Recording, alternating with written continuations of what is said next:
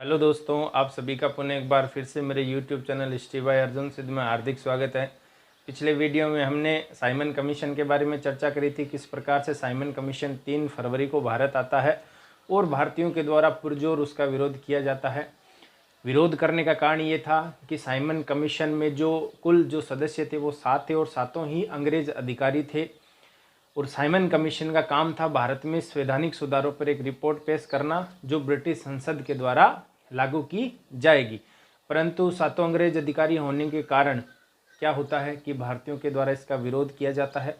तब उस समय भारत सचिव थे लॉर्ड बिरकनहेड। लॉर्ड बिरकनहेड के द्वारा क्या किया जाता है कि भारतीयों को एक चुनौती दी जाती है और उस चुनौती में ये कहा जाता है कि आप हमें एक ऐसा परफॉर्मा या ऐसा एक रिपोर्ट बना के दो जिस रिपोर्ट पे क्या हो, सभी संप्रदायों की या सभी जो लोगों की क्या हो, आपसी सहमति हो। और इसी चुनौती को भारतीयों के द्वारा स्वीकार कर ली जाती है और एक कांग्रेस कमेटी के द्वारा एक नई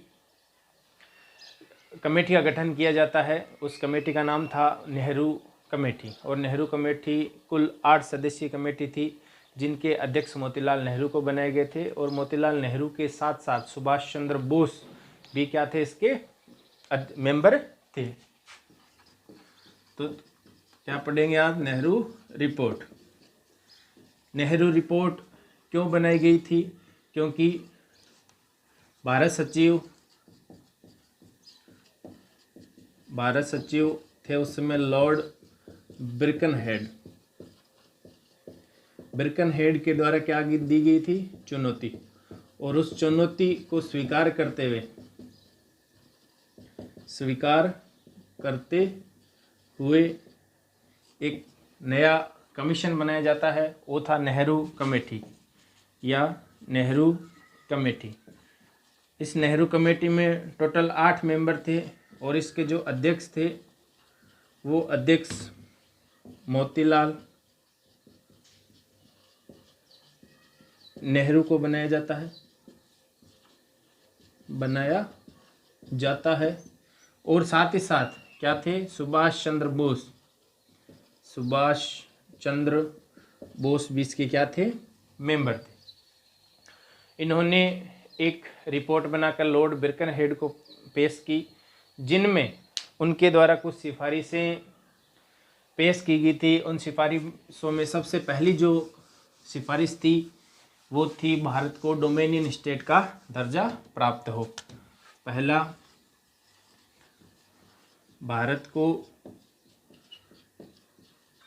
डोमिनियन स्टेट का मतलब होता है कि भारत की जो अंदरूनी जो शक्तियां हैं, आंतरिक जो शक्तियां हैं, वो किसके पास रहेगी? भारतीयों के पास रहेगी। भारतीयों के पास या मान लो संसद के पास रहेगी। परंतु भारत का जो सर्वोच्च जो पद है वो ब्रिटेन के राजा के अधीन होगा। तो ये पहली मांग मोतीलाल नेहरू या नेहरू रिपोर्ट में अंग्रेजों के समक्ष रखी गई थी। होता क्या है कि भारत 1950 तक क्या था? डोमिनियन स्टेट था। और पाकिस्तान 1956 तक क्या था? डोमिनियन स्टेट का दर्जा प्राप्त था। दर्जा प्राप्त था। तो नेहरू रिपोर्ट में ये पहली जो मांग थी वो उनके द्वारा रखी गई थी। दूसरी जो मांग थी कि प्रांतों में क्या हो? द्वैध शासन को समाप्त किया जाए। दूसरी, प्रांतों में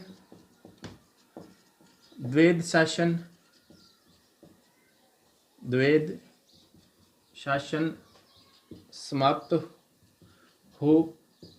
दूसरी मांग, प्रांतों में द्वैध शासन क्या हो? समाप्त हो। और प्रांतों को क्या देनी चाहिए? स्वायत्तता देनी चाहिए। तीसरी उनके द्वारा जो सिफारिश थी कि भारतीयों को मूल अधिकार मूल अधिकार दिए जाने चाहिए। सबसे पहले मूल अधिकारों पे जो चर्चा करी गई थी या मूल अधिकारों पे जो सबसे पहले अंग्रेजों को जो सिफारिश करी थी वो नेहरू रिपोर्ट में की गई थी मोतीलाल नेहरू के द्वारा। और चौथी जो नेहरू रिपोर्ट में जो मांग की गई थी वो थी कि सार्वभौमिक मताधिकार का अधिकार भारतीयों को प्राप्त हो। और पांचवी जो मांग थी कि भारत में सर्वोच्च न्यायालय की स्थापना की जाए। तो ये कुछ मांगे नेहरू रिपोर्ट में थी जो लॉर्ड बिरकनहेड के समक्ष प्रस्तुत की गई। तो लॉर्ड बिरकनहेड के द्वारा इस रिपोर्ट की जांच पड़ताल करने के बाद में ये देखा जाता है कि उनके द्वारा जो पहली बात भारतीयों के सामने रखी गई थी वो थी कि जो आप रिपोर्ट बनाओ उस रिपोर्ट पे क्या हो कि सभी संप्रदायों की सहमति हो। तो जैसे ही रिपोर्ट उनके द्वारा पेश की जाती है तो मोहम्मद अली जिन्ना के द्वारा सबसे पहले विरोध किया जाता है और मोहम्मद अली जिन्ना के द्वारा 14 सूत्रीय मांगे लॉर्ड बिरकनहेड के समक्ष रख दी जाती है। और साथ ही साथ क्या होता है कि हिंदू महासभा और सिख महासभा के द्वारा भी नेहरू रिपोर्ट पर क्या किया जाता है, उसका विरोध प्रकट किया जाता है। और साथ ही साथ अपन देखें तो सुभाष चंद्र बोस और जवाहरलाल नेहरू के द्वारा भी नेहरू रिपोर्ट का विरोध किया जाता है और उनका एक ये दलील उनके द्वारा पेश की जाती है कि हमें डोमिनियन स्टेट का दर्जा प्राप्त न करके पूर्ण स्वतंत्रता या पूर्ण स्वराज का जो मांग है वो इस रिपोर्ट में पेश की जानी चाहिए थी। परंतु मोतीलाल नेहरू के द्वारा क्या किया गया था, डोमिनियन स्टेट के दर्जे की मांग अंग्रेजों के सामने रखी गई थी। तो जवाहरलाल नेहरू और सुभाष चंद्र बोस के द्वारा एक नई कमेटी या पार्टी का गठन किया जाता है। इंडिपेंडेंस ऑफ इंडियन लीग की स्थापना उनके द्वारा की जाती है। अब क्या होता है कि जैसे ही ये रिपोर्ट पे सभी लोगों ने विरोध प्रकट किया, परंतु क्या होता है कि महात्मा गांधी जी के बीच बचाव करके इस रिपोर्ट को स्वीकार या प्रस्ताव पारित उस पर करवा लिया जाता है। और महात्मा गांधी के द्वारा ये दलील दी जाती है कि 31 दिसंबर 1929 तक अगर इस रिपोर्ट को ब्रिटिश संसद अगर नहीं मानती है तो हमारे द्वारा क्या किया जाएगा, एक नया आंदोलन चलाया जाएगा और वो आंदोलन होगा सविनय अवज्ञा आंदोलन।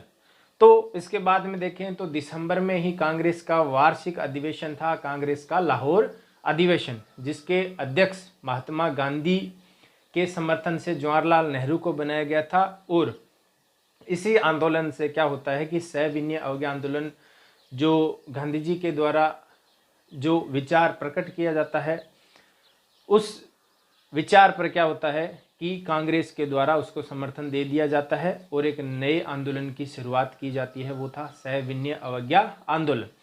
इस आंदोलन के शुरू होने से पहले ही उस समय भारत के जो वायसराय थे लॉर्ड इरविन, उस लॉर्ड इरविन के समक्ष गांधी जी के द्वारा 11 सूत्रीय मांगे पेश की जाती है।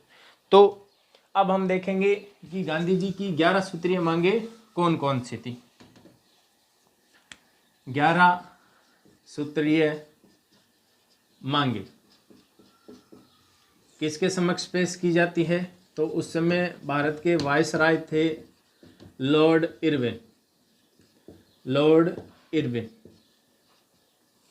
और ये जो 11 सूत्रीय मांगे हैं वो 2 मार्च 1930 को पेश की जाती है। कब?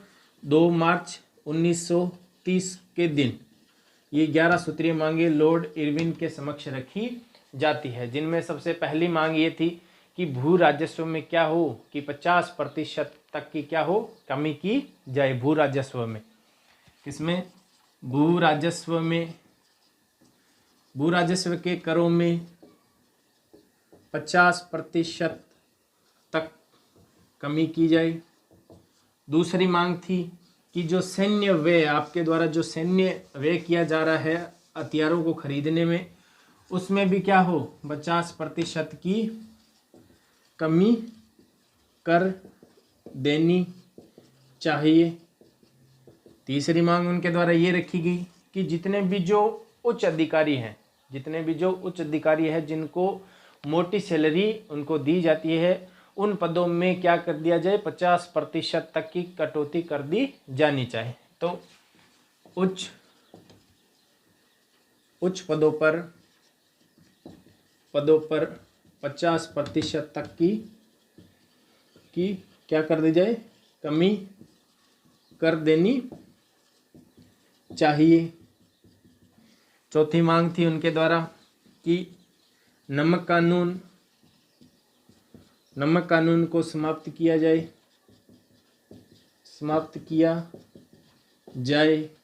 पांचवी मांग उनके द्वारा ये थी कि शराब की दुकानें पर रोक लगनी चाहिए। और साथ ही साथ कि भारतीयों को आत्मरक्षा के लिए, 6 नंबर थी कि भारतीयों को आत्मरक्षा हेतु हथियार रखने की परमिशन मिलनी चाहिए। अगले ये क्या थी कि भारतीयों को आत्मरक्षा हेतु क्या हो कि हथियार रखने की क्या हो, परमिशन उनको मिलनी चाहिए। और सातवीं कि भारतीय रुपयों का अवमूल्यन किया जाए। अवमूल्यन का मतलब कि आपके द्वारा जो निर्यात कम भारतीय माल का और आयात ज़्यादा की जो आपकी जो पॉलिसी है उसको चेंज किया जाए। और इसके द्वारा क्या किया जाए कि भारतीय माल का निर्यात ज़्यादा और विदेशी सामान का आयात कम। ये अवमूल्यन के द्वारा महात्मा गांधी जी का विचार जो था वो लॉर्ड इरविन के समक्ष पेश किया जाता है। और एक नया उनके द्वारा एक्ट पारित करने की सिफारिश की जाती है। 8 नंबर था कि तटकर अधिनियम लागू किया जाए। तटकर अधिनियम के तहत क्या था कि अंग्रेजों के द्वारा भारतीय माल पर सप्लाई का जो टैक्स था वो बहुत ज़्यादा था, जिसकी वजह से उनके द्वारा अगर पूर्ति नहीं की जाती है भारतीयों के द्वारा तो उनका माल बंदरगाहों पे लंबे समय तक क्या रखा जाता था, उनको रख लिया जाता था। और ज़्यादा समय हो जाने के पश्चात क्या हो जाता था कि वो माल खराब हो जाता था, जिसकी वजह से गांधी जी ने कहा कि जो तटकर अधिनियम है उसको लागू किया जाए। इसके तहत क्या होना चाहिए था कि भारतीय माल को, भारतीय सामान को प्राथमिकता के साथ विदेशों में क्या हो, भेजा जाना चाहिए। तो ये तटकर अधिनियम उनके द्वारा क्या है, गांधी जी की सिफारिश की गई थी अंग्रेजों के सामने। और साथ ही साथ अगला जो था कि जो विदेशी कपड़े हैं, जो विदेशी सामान जो भारत में बेचने के लिए आता है, उन पर क्या हो, विशेष आयात शुल्क लगाया जाना चाहिए। तो 9 नंबर उनकी मांग ये थी कि विदेशी वस्तुओं पर विशेष आयात शुल्क लगाया जाना चाहिए। और ये जो चर्चा थी या ये जो मांग थी वो महात्मा गांधी के द्वारा क्या की गई थी, अंग्रेजों के सामने रखी गई थी। और साथ ही साथ जो अगली जो मांग थी कि जितने भी जो राजनीतिक कैदी हैं, 10 नंबर क्या था कि राजनीतिक कैदियों को क्या किया जाए, रिहा किया जाए।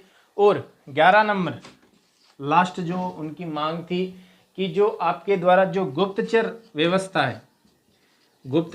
व्यवस्था है उस व्यवस्था को क्या किया जाए, व्यवस्था को बंद किया जाए। ये 11 मांगे लॉर्ड इरविन के समक्ष महात्मा गांधी जी पेश करते हैं। फिर क्या होता है कि लॉर्ड इरविन के द्वारा इन 11 सूत्रीय मांगों पर कोई वापस उत्तर महात्मा गांधी जी को नहीं दिया जाता है, जिससे क्या होता है कि महात्मा गांधी जी के द्वारा 6 मार्च 1930 को दांडी मार्च शुरू की जाती है, जिसमें वो नमक कानून का क्या करते हैं, उल्लंघन करते हैं। तो ये सब हमने आज देखा कि नेहरू रिपोर्ट और कांग्रेस का लाहौर अधिवेशन और गांधी जी की 11 सूत्रीय मांगे। नेक्स्ट वीडियो में हम दांडी मार्च से शुरुआत करेंगे। Thank you.